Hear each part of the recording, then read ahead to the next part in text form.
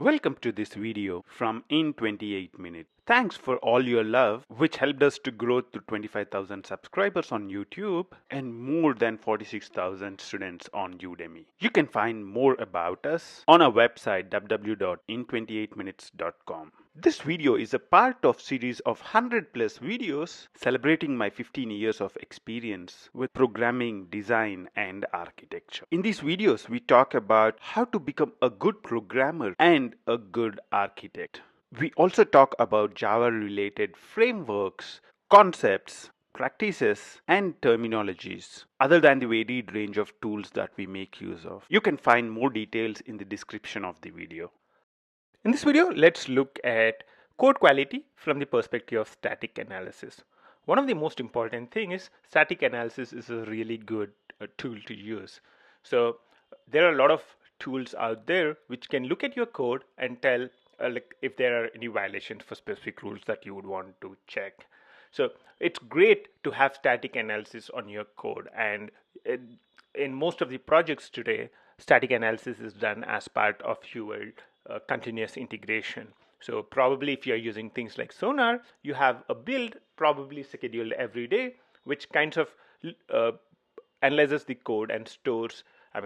You have Sonar analyzing the code and finding out the problems with it and reporting metrics on top of that. I'm a great fan of static analysis, but as with anything powerful, it comes with a lot of responsibility. The most important thing is the fact that you should not have the static analysis results as the goal. Static analysis is more of a signal. So if a project has bad static analysis, then I can definitely say it's like probably there are problems with your code. But if a project has good static analysis, sometimes I've seen projects where that's the goal. Having good static analysis is the goal. It's good to look at static analysis and try and be good at it. But the most important thing about code is readability of code. And unfortunately, there are no static analysis tools which can tell you about the readability of the code. How well did you name your variables? Static analysis tool can say if specific naming convention was followed or not, whether there is an underscore, whether there is an uppercase, whether there is a lowercase. Those kind of things can be checked by the static analysis. But if your variable is really well named, does it really represent something in the context? That's something which your static analysis tool cannot tell you. And you should always be cautious about using, it's not about cautious about being static analysis. I think it's more like you should know the limitations of static analysis before you start using it as the only tool. As always, your manual reviews, your peer reviews or pair programming reviews, these are the ones which should be really used on top of static analysis to make sure that your code is readable and also maintainable in the long run. So having said that, in this specific video, we'll look at static analysis. So what do you want in an application? So good application characteristics are usability. It should be usable. Who would want to develop an application which nobody uses? Like, it should be comfortable to use, reliable. It should be like if you do certain things, it should behave in a reliable way. Security of the application is very important. Performance and efficiency, functional suitability. Maintainability of the application is very important.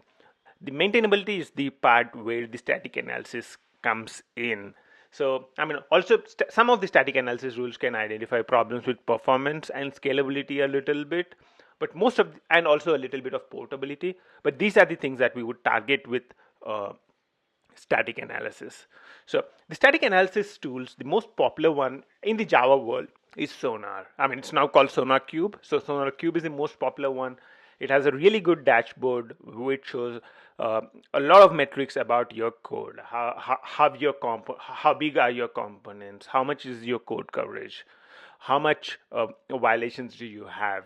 And how big are your methods? How big are your classes? All these kind of metrics are reported by Sonar. And you have there are other plugins like Simian, Finebugs, Checkstyle, PMD, which also do static analysis. But now with Sonar, Sonar also runs Checkstyle, PMD, as I think internally. I'm not 100% sure about it. At least a little while back, Sonar Cube was using Checkstyle, PMD, as far as I remember. But these are plugins which are useful.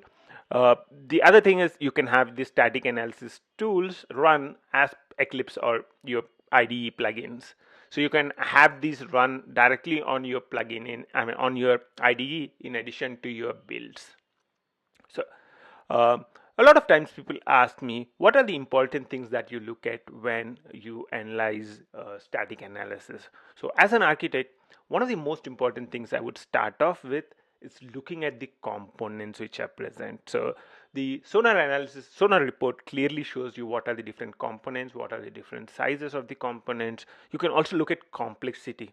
So complexity is a good measure of where your logic is, and you would want your logic typically in your business layer. So your complexity in the business layer should be typically high, whereas the cyclomatic complexity in the other layers should typically be slow. So that's what I would really start off with. The other thing I would be really interested is in the unit test. So I would start looking at uh, how much code coverage is there. More important than the code coverage is how good are the tests. So I'll take a sample test for a complex functionality. So probably pick up some complex piece of code, so the one with the highest cyclomatic complexity, and look at the unit test for that. And that usually gives you a good indication of how the design is, and if it's a complex functionality and there's a specific way it's been implemented. When I look at the test, if the tests are simple, then that's a really good plus. I mean, that indicates that there are not a huge lot of dependencies, everything is properly isolated and things like that. So at a high level, I mean, length of the class, length of the method, those kind of things are good to look at from the static analysis perspective. Also, cyclomatic complexity, fan in, fan out is also a good metric to look at. Obviously, you look at duplication. You don't really want duplication anywhere. And also, unit testing. I mean, for me, like code coverage is again like it's good to it's good to have targets for code coverage, but that should not be the single aim. The aim should be to have good tests with good asserts, and then like once I have that, code coverage would be the consequence. It's a result of following good practices. The again, to stress on the peer reviews part of it, I mean, static analysis has its limitations, so you really need to have good peer review process in uh, place. It's like for me, peer reviews are the best way. Static Once the static analysis is done, doing a pair programming review or something of that kind is the best thing to do. The other thing is, we already talked about it, continuous integration from day one. That's very good. And also in agile projects, a lot of times you don't want to make your design really complex. I mean, I think that's one of the things. So you don't really make your design really complex. As far as I'm concerned, anything that can easily be changed is design. Anything that's hard to change is architecture. So you have to separate your decisions into architecture decisions or design decisions. If they are architecture decisions, you have to spend time on them and like make sure you're making the right decision. But if it's a design decision which you can easily change at a later point of time, then I would really focus on adhering to the four principles of simple design without making it really complex. So I'll try and make sure that there is like the code is as readable as possible. There are really good tests. There is no complexity, and all the components, all the individual things, methods, classes are as small as possible. So once I adhere to these four principles, then I think these will result in really good code. So once I have the four principles of simple design covered and I have good static analysis results, then I think I would be confident in my design. And if there is a need to change my design at a little later point in time, I have a good test bed. So it will not be difficult to change my design. But most important thing is the fact that you have to separate architecture from design. So things like framework choices, things like how you connect the layers, these are things which are hard to change, which might involve a lot of effort to change. And things like that, you'd spend a little bit of effort to make sure that you are making the right decision. Like uh, for other things, you'd just try and adhere to the four principles of simple design and make sure that you have good static analysis results and have good peer review processes in place. So those are the important things from the perspective of static analysis and code quality. Thanks for watching. Until next time, bye bye.